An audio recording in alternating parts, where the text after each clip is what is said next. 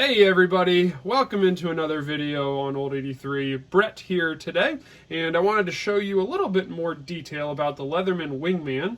This is part of my EDC, and there's a lot of things that I like about it, a few things I don't, and I wanted to just share those with you and let you know what my overall thoughts are about it.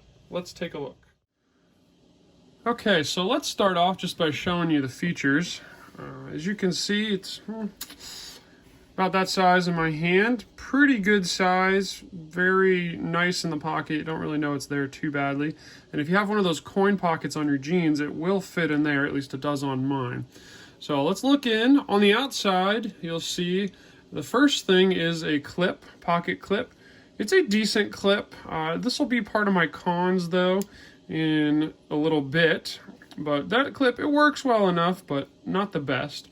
Outside, very good tools here. I love these, especially the scissors. Those are super useful. Just if you have a string that you need to cut or something simple, they're great. And then for more heavy duty stuff, has a very good blade. This blade, they both lock into place. You can press the tab here with that little lock. You can press that and it unlocks it. So it is a locked blade. It is locked in place and has the serrations, which are great, and straight edge knife. Good blade, nothing too crazy, just what you need.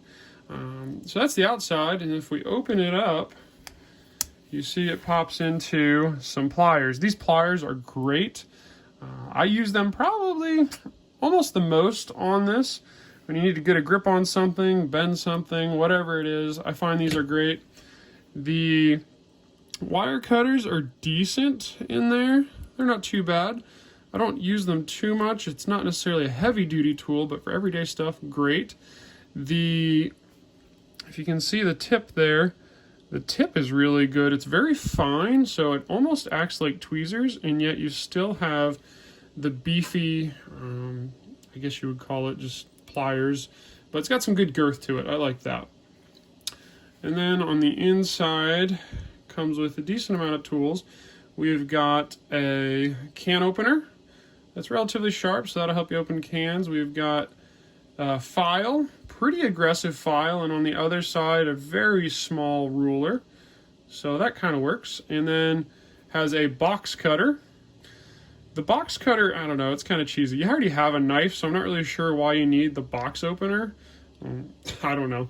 It's there. I guess I use it once in a while, but half the time I end up just getting frustrated with the tiny blade and whip out the big knife. So that's that side. Those are good, very aggressive, like I said, on the file. So that I'll use once in a while. And then on this side, I use these fairly often, are your Phillips and flathead screwdriver. They work very good. I use those. They're definitely one of the most used.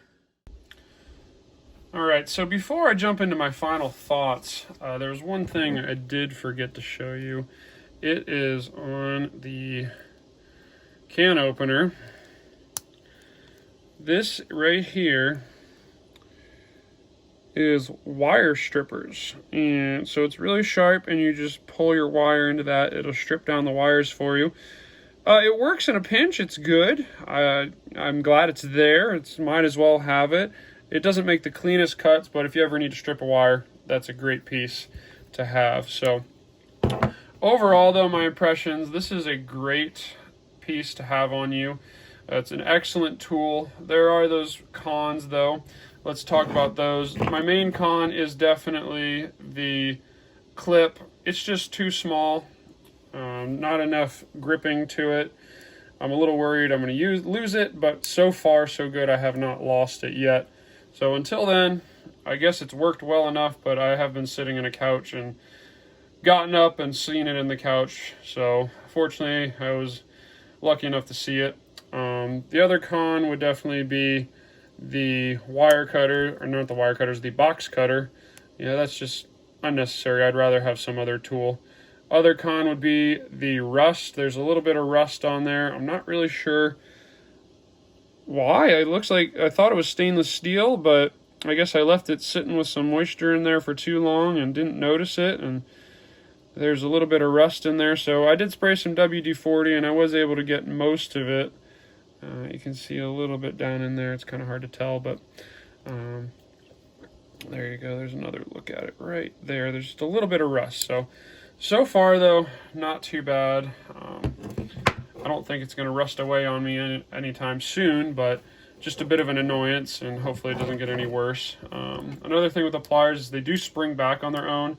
That's a super useful thing. I have another older Leatherman that does not spring back and forth, so they spring back on their own. That's awesome. I love that.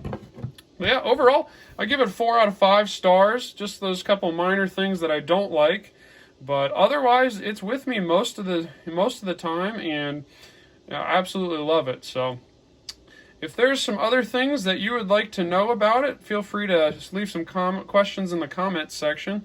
But otherwise, there you go. The Leatherman Wingman is an awesome tool. I would give it 4 out of 5, like I said, which basically is a recommendation.